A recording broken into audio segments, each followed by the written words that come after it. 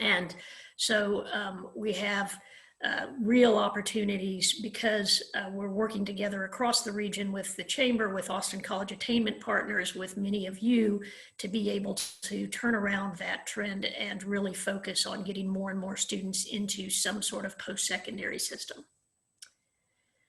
Okay, I'm going to turn it over to Caitlin and let her talk about our interactive data portal and ways that we access data and provide opportunities to dig through and make better understanding. Caitlin?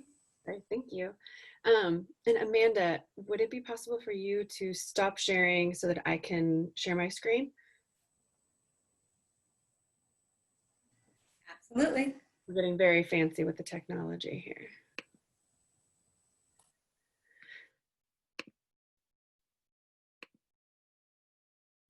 All right, can you see the E3 Alliance screen there? Great. So thank you very much. I'm Caitlin Hamrock, and I'm going to talk you through our online data tool today. As Susan mentioned, many of you have already seen this data tool, and you've actually been really foundational in giving us feedback about what things are useful for all of our partners across the education spectrum to have access to via this tool. So as always, we're very interested to hear feedback from anybody about what other metrics would be useful, what other questions people have. And then also today, we wanted to kind of give you an idea about what the data we're currently working with is, what it looks like, what the trends are, so that at the end here, we can talk you through some of the data challenges we're facing, some of the pivots we designed, that sort of thing. So the website is data.e3alliance.org. And Susan, can you put that in the chat in case anybody wants to click on it? But it's in front of you, and I'm just going to kind of drive you through some to hit some of the highlights. So up at the top here, so this is the landing page. You'll land on the profile, the home page. There are the blueprint objectives that Susan just shared with you. Which are interactive. So you can sort of compare different areas across the state to one another. And then up along the top here, you'll see some drop-down menus. So we have all of our pre-K through grade 12 data in one place, our higher ed data. And then, sorry, I'm working on a tiny little screen. And then our demographics and workforce data over here. So what I'm going to do today is start off with some of our school district maps. So this is something that we find most of our partners find value in because it's just really simple statistics about the socio-demographic composition of the region and specifically different districts within the region. So here we're looking at, let's see if I can. Here we're looking at the region that we work with. We go all the way down to San Marcos, up through Gerald and Granger, out to Johnson City and Blanco, and out here through Bastrop and Smithville. So down here we have a drop-down menu that allows you to look at a variety of different student populations. Asian students are typically one of our smallest groups. We have special education students. There's a lot of homogeneity in the size of this group across the region. And then one of the maps that we work with a lot is the low income student map. And this is because of how much change we've seen across the region over the last 10 years. So you can see down at the bottom, this trend line, the percent of the entire region that was receiving free or reduced lunch. That's the definition of low income that we work with. It was 46% back in 2009. It peaked in 2012. So you're able to click on 2012 and you see the map actually reorganized so that you can see the composition, the income composition of each district reorder. So you can see the areas with the lowest proportions of low income students, Eanes, and then areas with the higher proportions of low-income students, Del Valle and Manor. So you can highlight different regions and different districts, and it'll give you other statistics about enrollment. So the number of students enrolled, the number of low-income students. So then you can also, 2012 is when we saw the highest proportion of low-income students in the region, and that's actually been decreasing since then. And there's a lot of reasons why this is happening, but you can see it sort of by 2019 is back to about the same proportion as in 2009. So there are a variety of different maps that you can click on, English learners, students of color. And then we also have some maps down here about teachers. And this is an area of the profile that we're working on expanding right now, just really digging into that teacher data. So the next area I'm going to take you to is the STAAR, the performance chapter, the STAAR. And so this has historically been also a really big piece of the research that we do. And this is going to be one of the big pivots coming up because there wasn't a STAAR last year, and it's still unclear what's going to happen this year. I can talk a little bit more about that. And Caitlin, you may want to zoom out your screen just a little bit and we'll be able to see that better, I think. Just do the control minus. I'm on a Mac right now, so. Well, you're on a Mac. You can't do control minus. There you go. There's That'd be great. Different buttons, but so up here at the top, we have the drop-down menus again, the regions of interest, Central Texas, as well as the state. That's another one we look at a lot. You can look at all the years going back to 2012. And then there are 3 different standards when it comes to these STAAR tests: approaches, meets, and masters. And students to pass the test only has to hit approaches, but we're able to differentiate those 3 different cut points, going as high as masters. And those are students who are doing really well. This is also called the, well, approaches is called the recommended standard. You might hear it called that as well. And then we also have 2 subjects, reading and math. So we can look at each of the grades. The test starts in 3rd grade, goes through 8th, and then also the end of course exams, Algebra 1, English 1, and English 2. So then underneath that, we have the different student groups that you can see data for. And then clicking on it will add the line to the chart on the right hand here. And then also we'll add the corresponding bar for that population to this bar graph, allowing you to compare both a single point in time, compare the passing rates of these different students, and then also look at trends over time. Again, hovering over will give you number of students tested, number of students meeting that standard. These sorts of things our partners tell us have been particularly helpful as they're doing grant applications, right? So just knowing what, the number of low-income students who are and are not passing these different tests at different levels. This is a resource where all of that information is just there and clickable. So next, as Susan mentioned, we're going to focus a little bit on college enrollment today. So over here on the higher education tab, you can drop down to college enrollment. And up at the top here, one of the things that we started. Again. Now make this bigger because we're not going to be able to see it as well. If you can focus on that 16-way chart. There you go. Is that a good, do you want me to back it out a little bit? No, that's good. Okay. So here, we started looking at data intersectionally, and we always take into account sociodemographic characteristics with any analysis that we do. It's just a really important part of research to do that. But we found that taking into account a single demographic characteristic at a time wasn't taking it far enough. To look at just the experiences of students, depending on whether they're white, Black, Hispanic, Asian, or some of our other smaller race ethnicity categories, that's not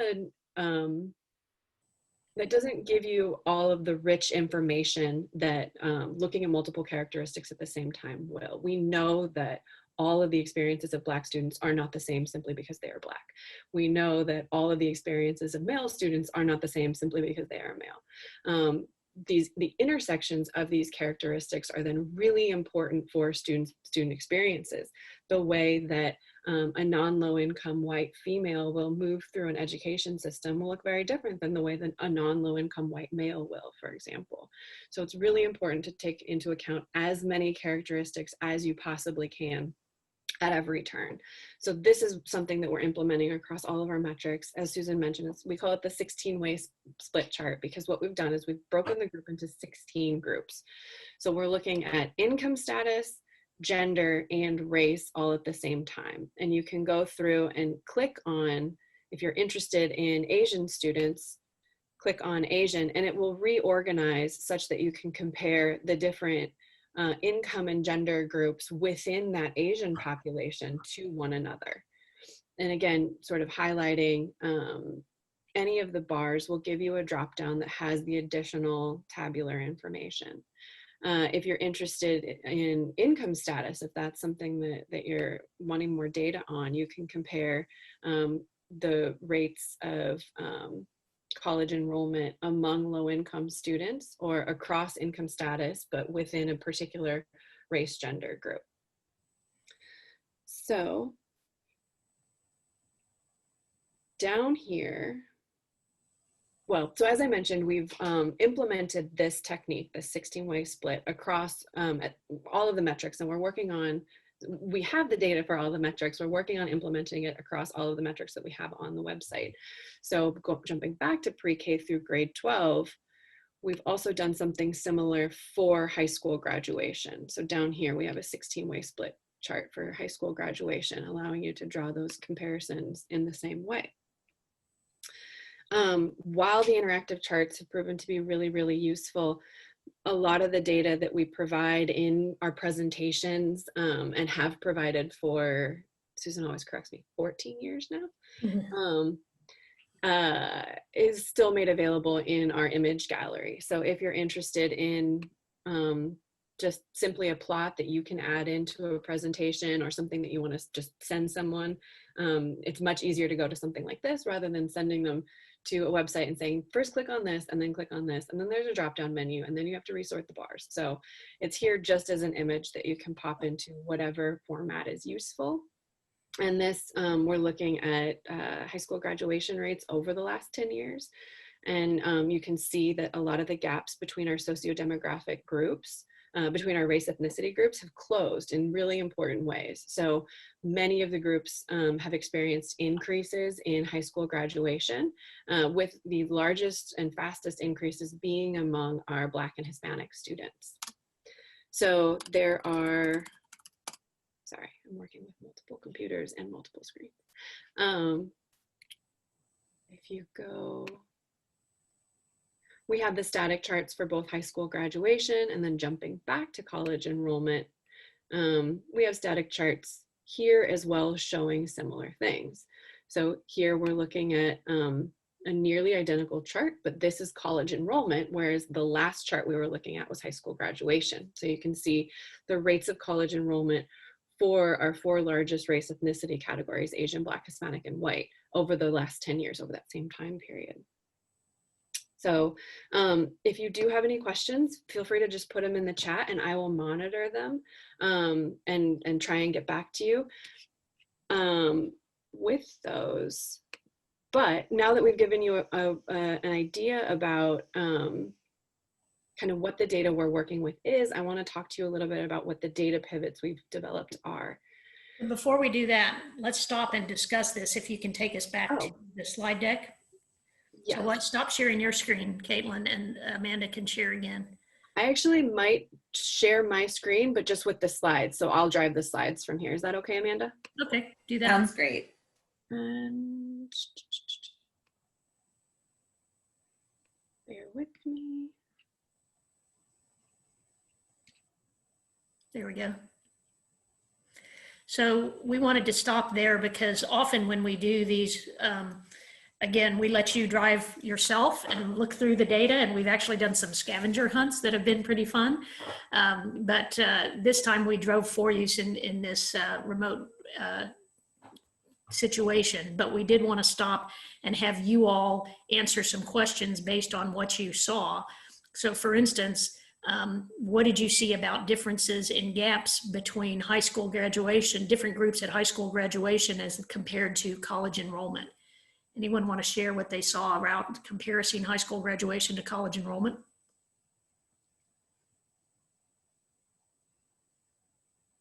Come on, some of you are paying attention.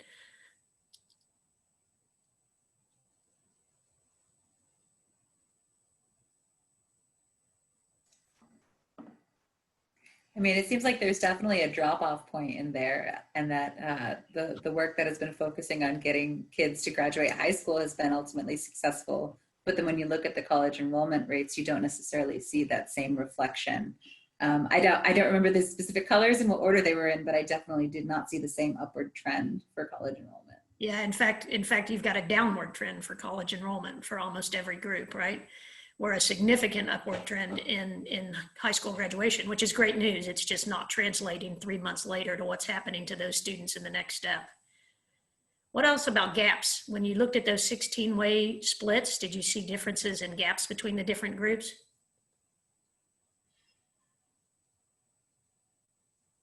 Anybody?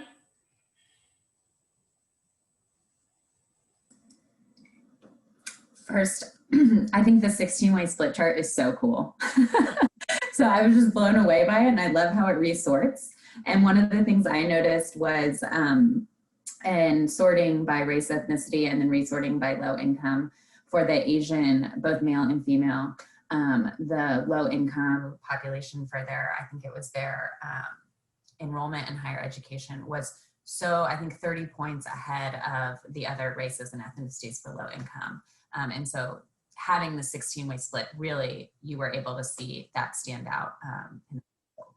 Yeah, exactly. What I tell people all the time is it's fascinating that in high school graduation, not only are we getting better, but the gaps have been steadily closing.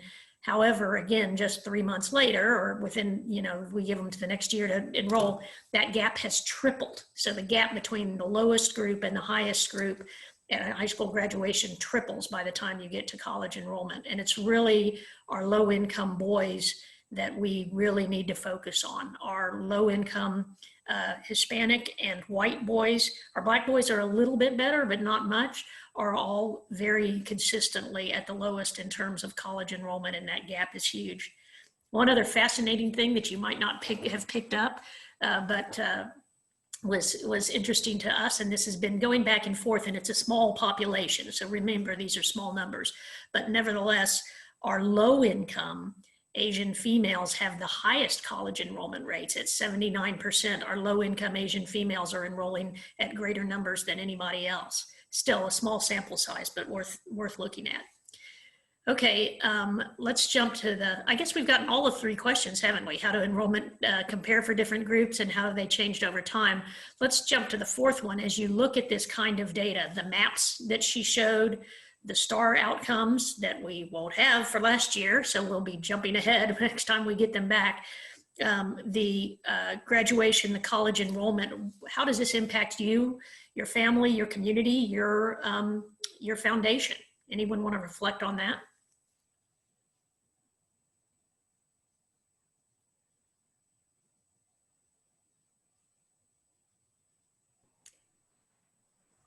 Hey, Susan, this is Richard. Can you hear me? Yep.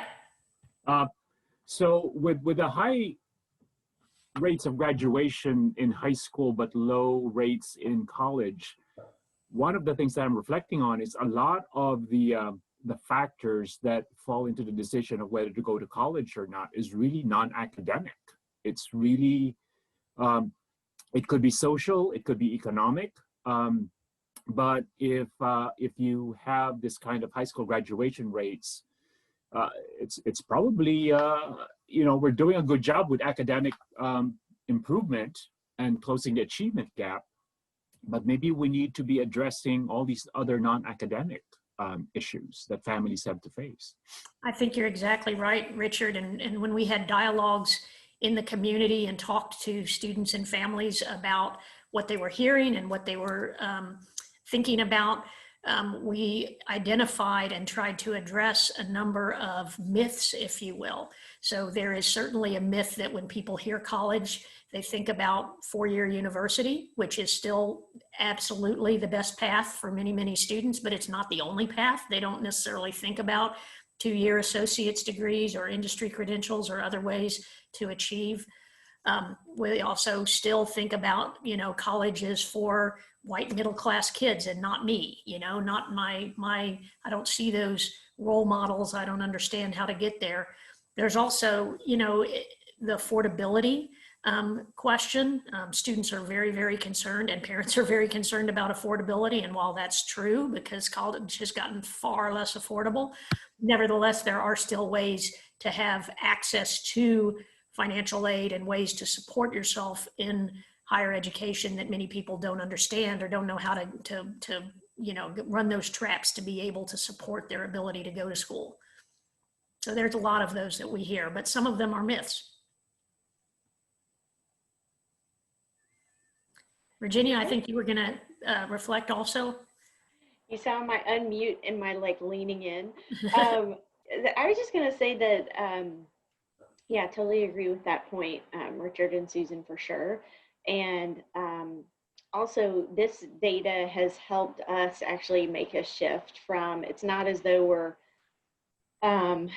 dropping, you know, our support of K-12 or even college access, but it has increased our support in the persistence field in college success, for sure. And so it's changed many things, not only here locally, but nationally for us in terms of where we're spending time and where we're trying to partner more with other grantees in that persistence space.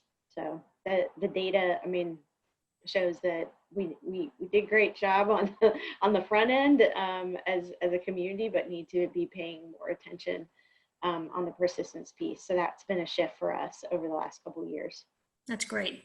That means you've got the tattoo on your left forearm going great, huh? Oh, definitely. I use that stat in like every presentation. So Caitlin, why don't you go on and talk about how we're pivoting now? Sure.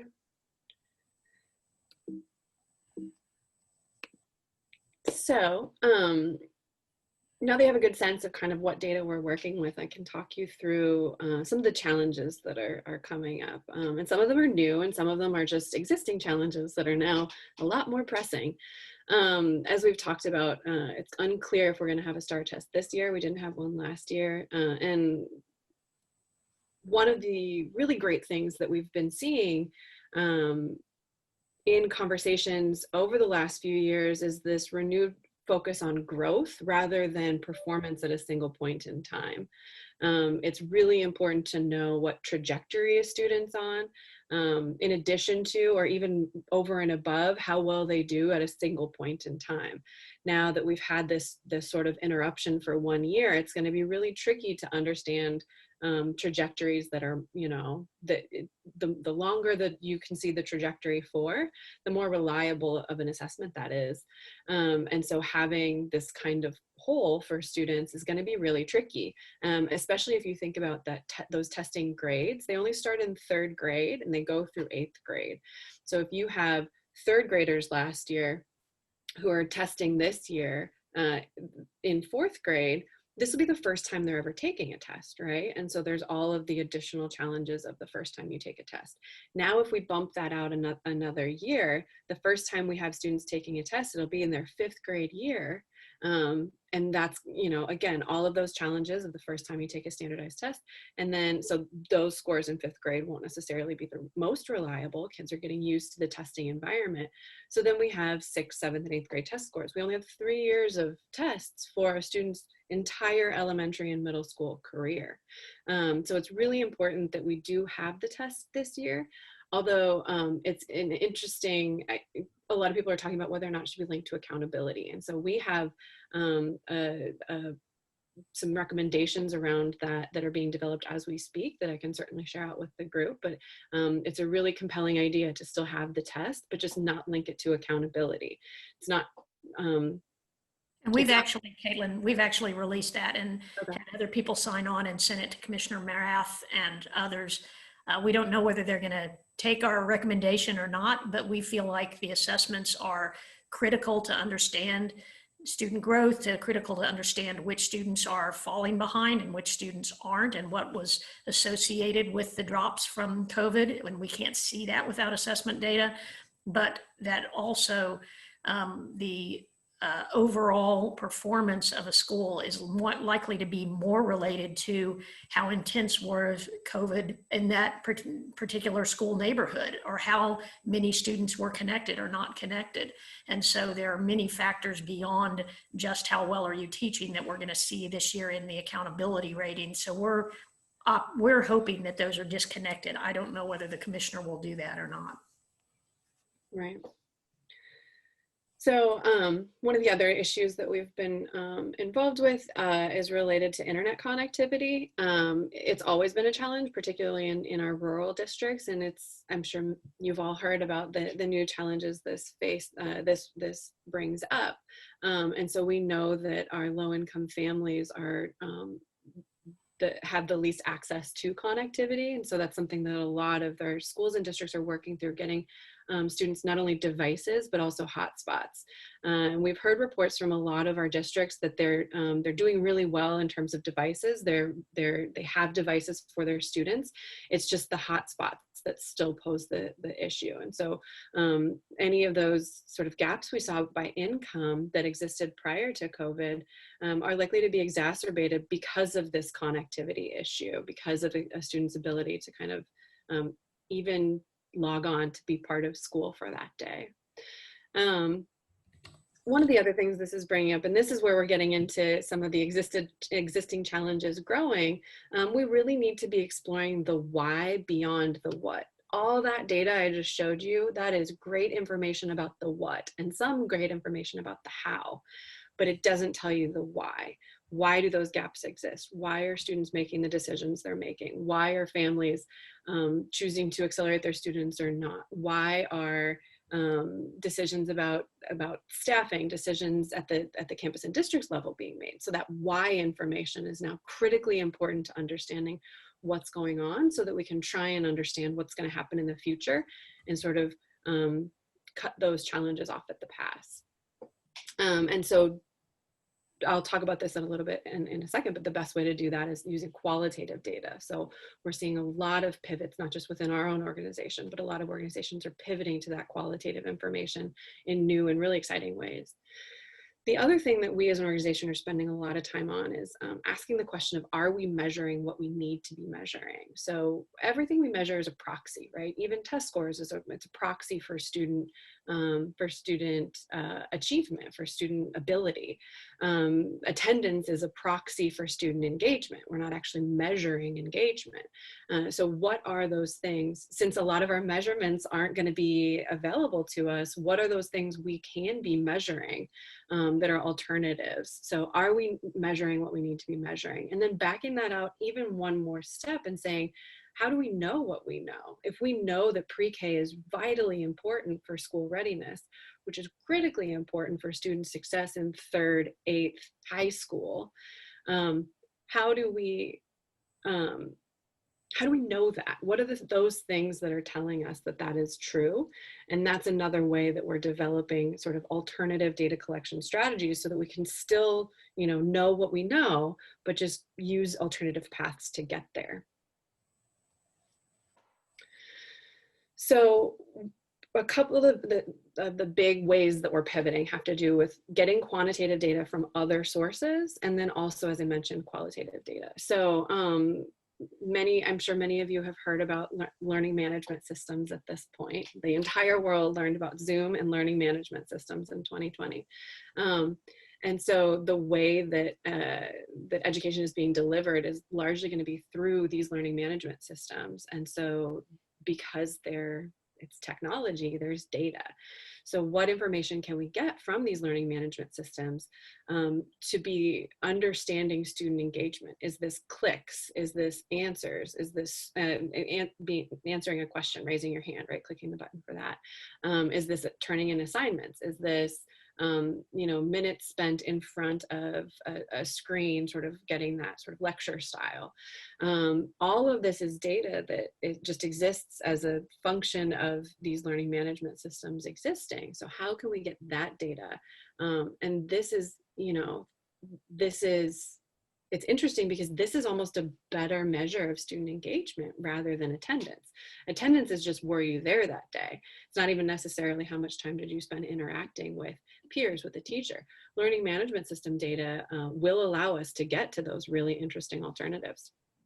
We're looking at potentially getting grades instead of test scores as just trying to understand student performance.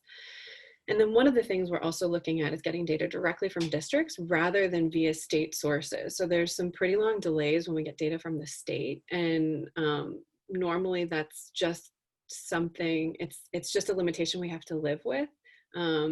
But we don't have the luxury of time right now. We really need to understand what's going on because of how quickly everything is moving. So the other piece of this is going to be qualitative data. And as I mentioned, many organizations are doing this. We're talking to a lot of folks who are, especially K-12 districts, who are sort of have a renewed interest in the student surveys and the parent surveys. They're expanding the content in those surveys. They're using them in new ways. So a lot of people are pivoting and looking at qualitative data. If for us, it's going to be a somewhat new endeavor, but I think that it's something that we've been wanting to do for a really long time. And I don't think that that's a unique story. Many of the organizations we work with are saying, you know, this has been on the wish list for a while. Qualitative data is something that we have wanted to do for a while. And so now one of the silver linings of COVID is that it's going to push us in this new direction that's been in the works for a really long time. So back to you, Susan. Let's talk about some of the other specific silver linings. It's hard to find many in this chaotic world that we live in, with coming up to 200,000 deaths across the country. But it's specifically in the education data space, we have a big win and a hopeful win. The first I want to talk about is multiple measures. So today, as you know, probably all students can be, they don't have to be, but all students have the opportunity to demonstrate that they are college ready. In the past, it's been through an SAT or an ACT defined cut point by the state, or the state administered what's called TSI, Texas Success Initiative Assessment. And if you demonstrate college readiness, then you don't have to take remedial or developmental education courses once you go to college. So it is a big deal for students. However, there are other states around the country who for years have allowed multiple ways to measure college readiness, not just a single point assessment, but for instance, GPA or courses taken in high school or things like that. We have been working with the coordinating board for a couple of years now, pushing for the state of Texas to use multiple measures, because there is clear research that shows that that's much better for students. In fact, there is one excellent study that shows that GPA is 5 times more predictive of college readiness than a single point assessment. The coordinating board was moving forward very slowly, it's a state agency, in those discussions with us, but because under COVID, many students were not able to take the TSI and couldn't access it, they've now had to pivot. So as of this year, for the entire year, the state of Texas will be allowing colleges and even dual credit courses in high school to use multiple measures to demonstrate that a student is college ready access those courses, and it's a huge equity issue. So we are now in talks with the coordinating colleges to ensure that multiple measures can be extended beyond this year and made permanent. And if you have a chance to make that case ever to anyone in the coordinating board, please reflect on that also. One other emerging related one is that we're starting to see shifts in assessment. So for instance, Austin Community College has seen a huge increase in cheating. No matter what they do, no matter how they proctor tests, no matter what they do, if they give an online test, students are cheating on those tests, whether it's sending answers to each other or looking them up on the internet or whatever it is. And that's forcing professors to have to move to things like projects and portfolios and other ways that may be harder to assess, but are certainly much fairer in this environment when otherwise you're not really assessing a student's knowledge. So we haven't seen that yet in our K through 12 system. I think it's too early, but we're hopeful that shifting assessment towards things like project-based learning, which we know is more beneficial to students, will be something that will come out of this as well. So there are silver linings, but we wanted just to provide this baseline data, how you can interact with it, how we're pivoting, how we can look for new opportunities as the basis for the conversations that you're going to have later this morning. So with that, we'll send it back to Amanda. Thank you.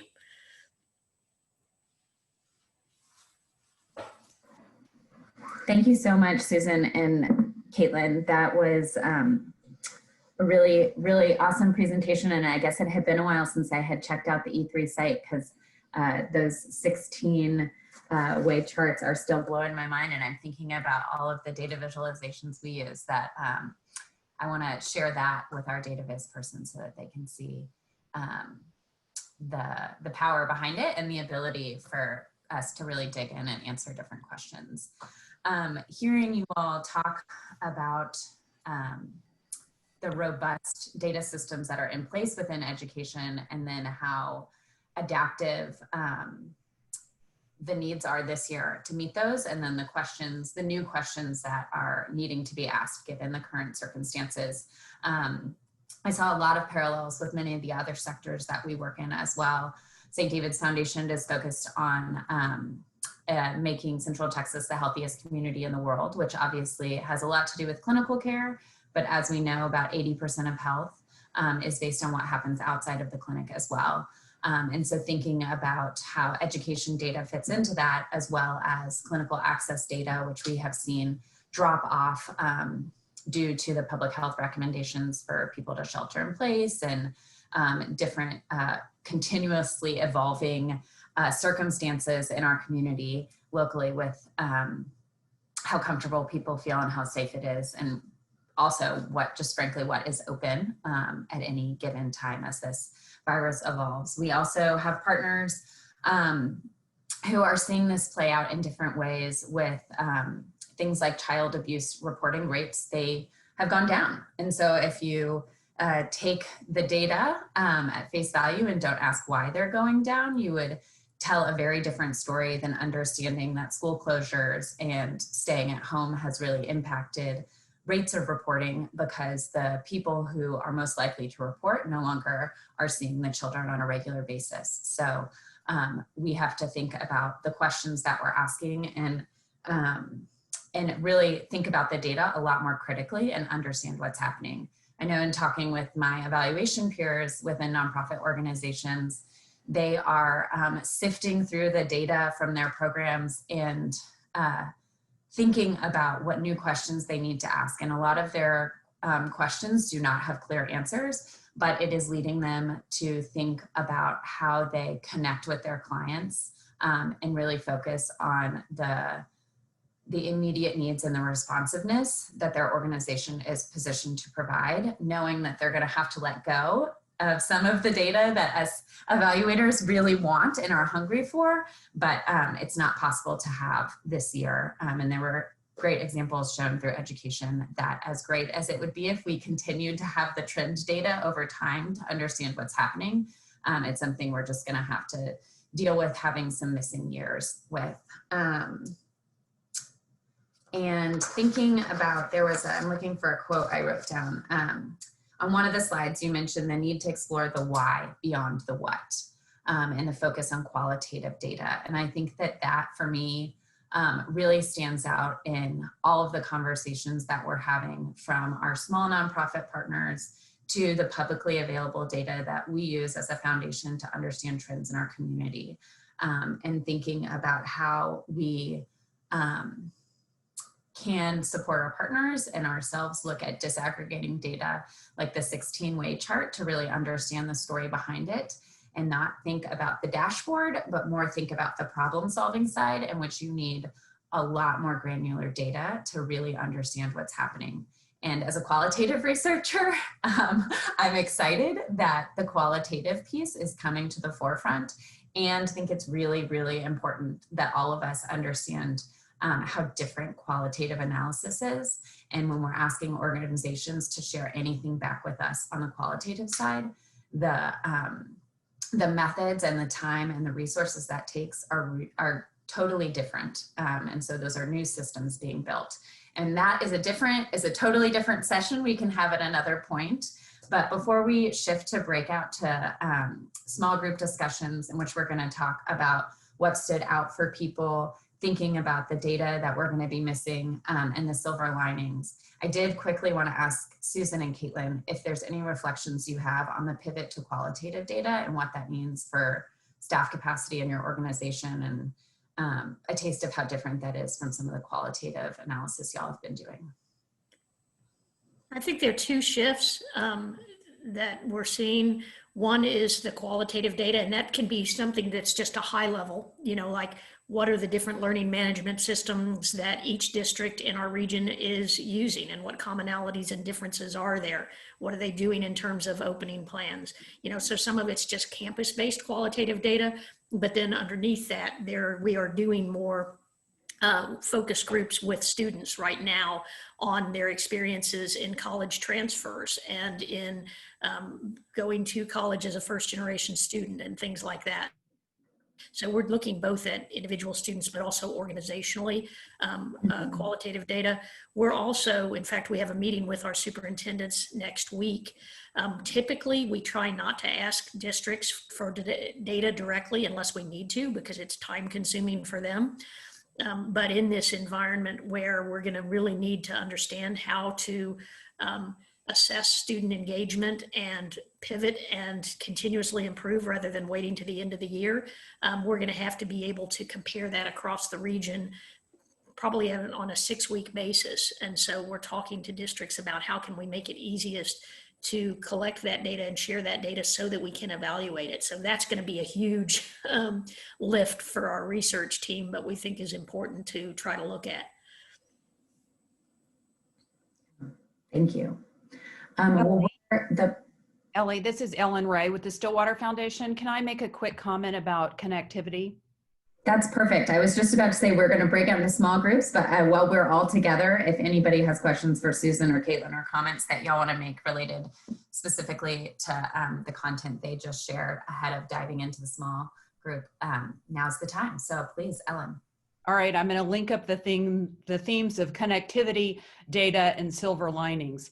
So the Texas Rural Funders, which is a group of funders that cross all sectors, education, healthcare, natural resources, but are united in our desire to bring additional attention and resources to rural Texas. We have been working on rural broadband since prior to COVID, which means that we are well positioned to make a big difference moving forward. And we have invested in Connected Nation Texas. They have opened a state office about a year ago. I encourage you to go to their website. There's a lot of data about who is connected on the infrastructure side as well as the adoption side. So please check that out. Because of COVID, the Texas Rural Funders have a much bolder agenda than we could have imagined 6 years ago around policy. And we are building a broad coalition. We've hired an advocacy firm, and a letter just went to the governor last week, signed by 88 lawmakers, encouraging the state to adopt a state broadband plan. We are one of only 5 states without a state broadband plan. It makes it very hard to deploy long-term resources beyond hotspots to really get fiber into communities without a state broadband plan. So I just wanted everyone to know that there's a group of us working hard on longer term connectivity issues, and we are determined that smaller rural communities do not continue to get left behind on this issue. Thank you. Thank you so much, Ellen. I think that we were just talking yesterday in a conversation at St. David's Foundation about this initiative and how internet used to be thought of as optional, and now it is so essential for everything, learning, business. It is hard to function under our current circumstances without broadband connectivity. And so as we think about our goal of making Central Texas the healthiest community in the world, broadband, while it might not seem squarely involved with health, it is really essential to maintaining everybody's ability to stay healthy and well during these times. That's right. We say it used to be a need to have, now it's a must have. Yeah, absolutely. Any other questions or comments before we head to the breakout rooms?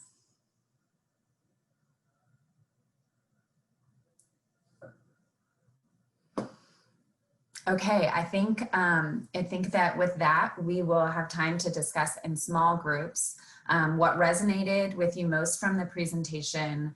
And it can be something specific to education or how it relates back to the domains that you work within, as well as thinking about the coming years where we won't have consistent trend data. How can we have those conversations internally at the foundation as well as externally with our grantees?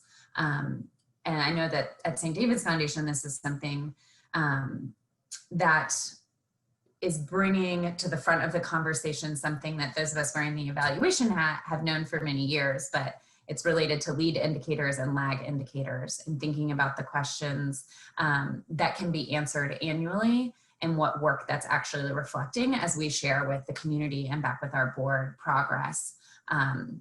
We know that the investments that we made in 2019, we will not have the data on likely even in 2020. It sometimes takes several years to understand what that looks like and to see those shifts happen. And so thinking about how the publicly available data sets and the large data sets, what those changes will look like for years to come, I think is an opportunity for us to help the non-data folks really understand what data can tell us and when, and which indicators are most reflective of what's happening here in the now, and which ones we will take a little bit longer to show. And by then it will really be demonstrating more of a retrospective look, as well as helping us predict out what's to come in the next 6 months or a year. And the last question is around what silver linings we see on the horizon, thinking about how to use data to evaluate programs. And I think Susan and Caitlin did a great job sharing some of the silver linings for education and thinking about how we can apply that across areas and communicate that back with our grant partners as they work to adapt and be nimble and rethink a lot of the systems that they had in place.